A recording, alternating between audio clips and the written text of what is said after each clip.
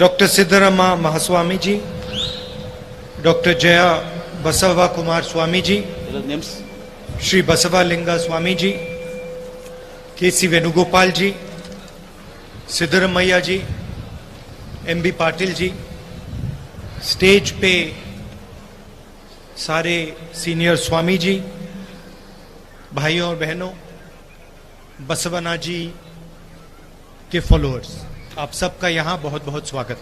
बसवा जी की जयंती पे आज यहाँ आकर मुझे बहुत खुशी हो रही है और आपने इस दिन मुझे यहाँ बुलाकर ठीक इस दिन यहाँ आपने मुझे बुलाकर आदर दिया, इसके लिए मैं आपका दिल से धन्यवाद करता हूँ। और स्वामी जी ने जो भाषण किया और बीच में हिंदी का ट्रांसलेशन किया, उसके लिए मैं उनका दिल से धन्यवाद करता हूं। आमतौर से क्या होता है, जब कोई और ट्रांसलेशन करता है तो बहुत सारी बातें खो जाती हैं, तो स्वामी जी ने जो ट्रांसलेशन किया उनके शब्दों में उन्होंने मुझे समझाया, तो इसके लिए मैं धन्यवाद करना चाहता हूं। स्वामी जी ने कहा कि बसवा जी ने लोकतंत्र का रास्ता हिंदुस्तान और विश्व को दिया, और ये सच्चाई है, इसको मिटाया नहीं जा सकता है। और अगर हिंदुस्तान में लोकतंत्र आया, पार्लियामेंट्री डेमोक्रेसी आई, अधिकार आए, तो उसमें जो नींव रखी गई थी बसवा जी जैसे लोगों ने रखी थी। जहां भी आपको अंधेरा दिखेगा तो उसी अंधेरे में से कहीं ना कहीं रोशनी निकलती है। और जैसे समाज में अंधेरा होता है, उस समय समाज में अंधेरा था, तो उस समय बसवा जी रोशनी जैसे अंधेरे में से निकले थे। और व्यक्ति ऐसे ही रोशनी नहीं देता है, उसको सबसे पहले अपने आप से सवाल पूछने पड़ते हैं।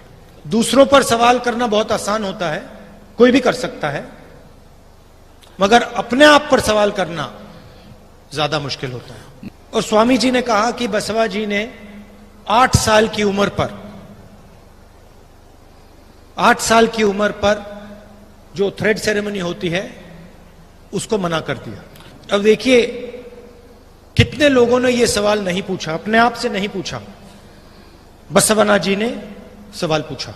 मैंने स्वामी जी से पूछा, जब हम बैठे थे, मैंने पूछा कि स्वामी जी 8 साल की उम्र पर बसवा जी को यह बात कैसे समझ आ गई?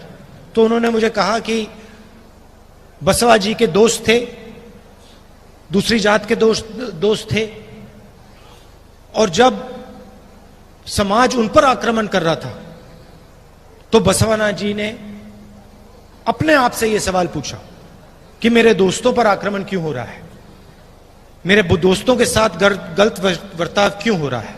और पूरी जिंदगी उन्होंने अपने आप से सवाल पूछे, जातिवाद के बारे में, लोकतंत्र के बारे में, नफरत के बारे में, आदर के बारे में।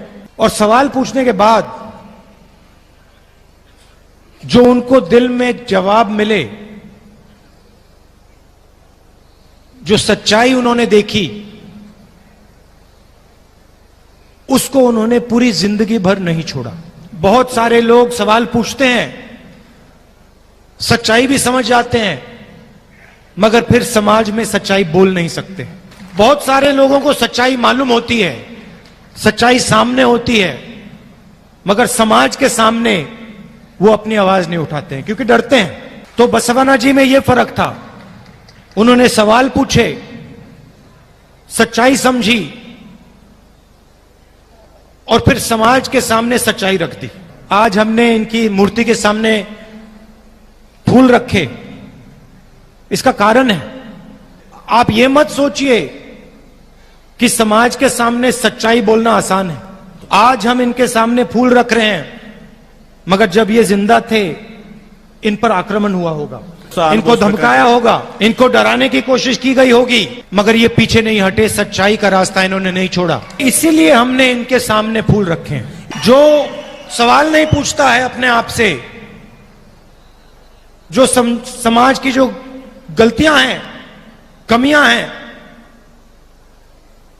जो उनके बारे में सच्चाई नहीं बोलता है, जो डर जाता है,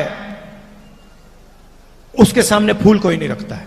डर जाएंगे, घबरा जाएंगे,